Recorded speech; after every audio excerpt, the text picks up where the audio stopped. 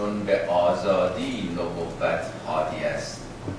نبوت آمده برای آزادی. پس مؤمنان را ز انبیا آزادی است نتیجه و دستاورد نبوت.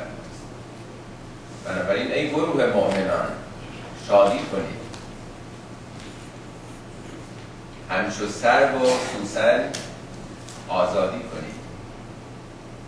لیک میگویید هر دم شکر آب، بی زبان چون گلستان خوشخضاب.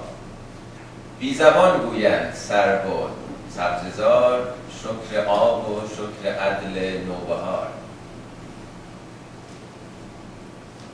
بنده آغاز عرایزم رو با این شعر مولوی شروع کردم برای اینکه در آغاز همین رو خدمتتون عرض کنم که ما دو جور اسلام داریم، یه اسلام ملا عمر، یه اسلام مولانا. یه ملا عمر در افغانستان، یکی هم مولای روم، مولای عشق. اتفاقا هر دو اینا در مورد آزادی به صورت اکستریم دو بعد قضیه است. مولوی میگه چون به آزادی نبوت هادی است. اصلا نبوت پیامبری برای همینه محصولش که انسان آزاد میشن. البته منظور او تنها آزادی های سیاسی نیست که امروز مد نظر ماست، گرچه اون آزادی ها بخشی است و جزئی است از اون آزادی کلی‌تری که انسان از هر نوع وابستگی و اسارت به هر شکل و نوعش در هر لباسی بخواد پیدا بکنه. یه انبیا را، مؤمنان را ز انبیا آزادی است. اصلا اون چیزی که ما میتونیم از دین به دست بیاریم آزادیه. یعنی مهمترین پیام دین آزادیه، با همون مفهومی که او در نگاهش هست. در حالی که میبینیم اسلام مولا عمر فکر میکنن آزادی بی‌بندوباریه، آزادی دور شدن از خداست، آزادی یعنی رقیب خدا، آزادی یعنی شیطان. یعنی این دوتا در تعارض با همدیگه اصلا قرار گرفته با یک نگاه خاص به اسلام. اون یکی میگه اصلا دین همینه، رسالت برای همینه، مهمترین دستاورد و میوه با محصول دینینه. یکی اصلا گذاشته در برابر خدا. در یه جای دیگه عرض کردم که ما دو نوع اسلام داریم، یکی اسلام طالبانی، یه اسلام طالبانی. اینا دو تا نگاه دیگه. انقلاب که شده بود، ساواکیان دوربر خانه آقای طالقانی، از اون نمیترسیدن که بده تیربارون شروع کنن. اون محله بدنام شهرم که تعطیل کردن، اونا به طالقانی پناه آورده بودن، میدونستن اون سنگسارشون نمیکنه. پس میشه یه اسلامی هم داشت که همه ضربه خورده ها، همه مظلومین، حالا به حق یا ناحق، اونجا رو خانه و پناهگاه خودشون بدونن. یه اسلام دیگه هم هست که مسلمان ها از دستش فراری میشن. تعبیر حضرت علی میفرمایند لبس الاسلام لبس الفرد مغلوبا. اسلام ممکنه که یعنی پیشبینی آینده است، مثل پوستین بارون پوشیده خواهد شد. پوستین یه طرفش که پشم آدمو گرم میکنه، یه طرفش هم که چرم روش نقش و نگار و نقاشی و دوستان مشهدی ما میدونن دیگه، در اونجا زیاد هست. حالا اگه پوستین و بارون بپوشه، چهره خرس آدم پیدا میکنه، همه میترسن، اون چرم هم بدن رو آزار میده.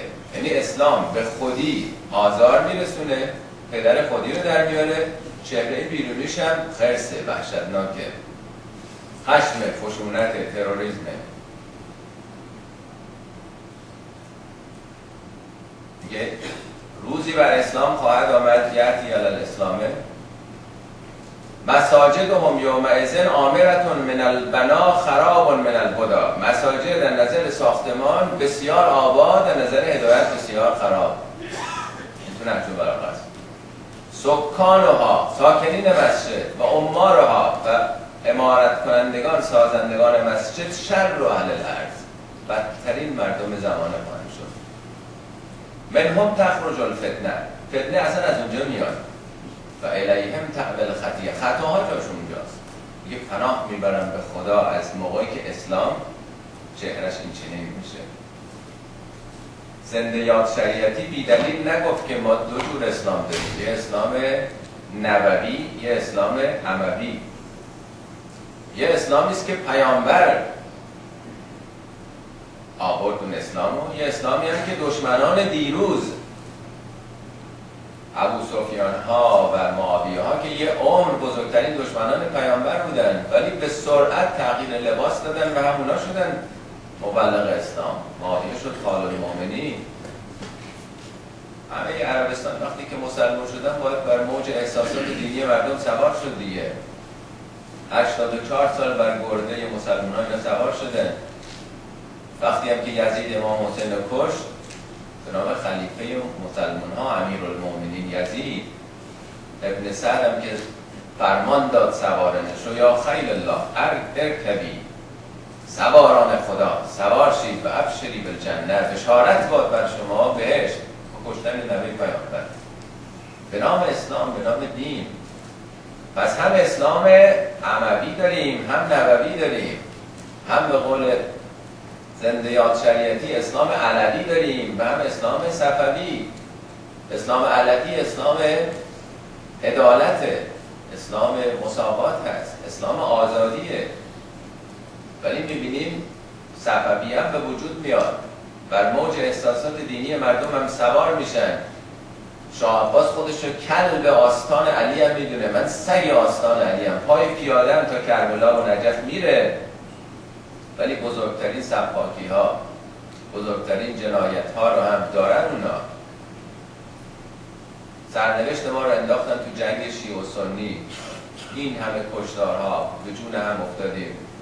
با توپ و بارودی که از اروپا میگرفتیم، برادر کشی ها، چقدر ما از اونا کشتیم، اونا از ما کشتن، هم دیگر رو مرتد و نمیدونم بیدین تلقی کردیم تا بعد به دوران قاجار رسیم. و امروز هم همچنان ما گرفتار این دو قرائت و دو برداشت از دین هستیم، از اسلام هستیم. کدوم رو داریم میگیم؟ هر جا آدم حرفی هم میزنه زود مقایسه میشه دیگه، مقابله میشه. بدبختی اینه که سخنگوهای ما نمایندگان اسلام بن لادن ها شدن دیگه. مصادره کردن، اصلا مصادره کردن اسلام به نفع خودشون. تا قضاوت دنیا هم همینه دیگه. خب مسئله آزادی هم نمیشه حرف زد، برای اون چیزی که داره عمل میشه. تاریخ گذشته‌مون رو میبینیم، یا عمل کرده به نام آزادی، یا حالا بحث امروز هست، یکی از اجزای حقوق بشره. تو هم شده با این کارنامه و با این عملکردها. و عرض بنده در واقع رسیدن به همون اسلام نبویه، اسلام علوی است. این اونا چی میگفتن، چی کردن، یا اون اصل و اساسی که اونها بهش استناد میکردن او چی هستش، او راجع به آزادی چه بیانی داره. ما با یک اسلام تاریخی مواجه هستیم. تاریخ ما، خب تاریخ یک دین که عیناً اون دین نیست. مسیحیت که امروز دایه‌دار حقوق بشر رو نمیدونم آزادی و ایناست، خب 1000 سال پدر اروپا رو در آوردن، دادگاه‌های تفتیش عقاید و انگیزیسیون و هم بهتر از بنده میدونید. این همون مسیحیته، این همون انجیله، همون عیساست. اینا که فرق نکرده، تغییری نکرده. چطور میشد که به نام یک دین در طول 7-10 قرن اون بلا رو سر مردم غرب آوردن که بالاخره خودشون رو نجات دادن با رنسانس از اون اسارت ها، و حالا بشر یه جوری دیگه داره نگاه میکنه. پس دین به تنهایی که گناهی نداره. انسان ها از اون دین، از اون کتاب چجوری میخوان استفاده کنه؟